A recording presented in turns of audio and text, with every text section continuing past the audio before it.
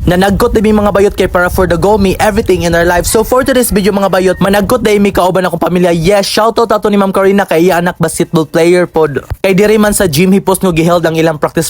O di ba? Shoutout po ani ni Maninggo kay Best in Alert. Labi na sa malagyag taho kay gipakyaw jud ang taho bayot niya nakalibre pod ko mao miari ko kay syempre alert bayatag mga ana.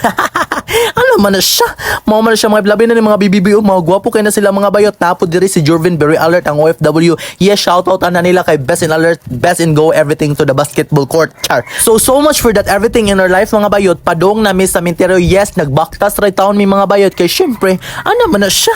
Mao man na siya kay Dora bitaw na. Ya pagkahuman para mas makales pod mi ba magpayong pod may kay init ba jang panahon o di ba? So naa na mi diri sa minteryo bayot para managkot sa ako lolo. Yes, partner na siya sa ako lola or tawag jud ako sa ako lola, nanay jud na siya mo na siyang naka-red nga gwapa kaayo. Di ba kanang nakablock ako na mama? Kay syempre mi uli pod si mama kay ana man na siya. Mao man na siya kay syempre bisag nga na among mga sitwasyon bayot. Mukuan gyapon bisita ta sa atong lolo and everything apart sa atong pamilya di ba? Kay ana man na siya. Mao man na siya mga bayot unta. Nagampo mi dira nga tay imo mihatagag strengths, dapat imo i-guide always sa among kinabuhi. Kung asa magkakaroon na ari gyapon minimo dira. So mo to nakauli na mga bayot tag TikTok mi tanawa.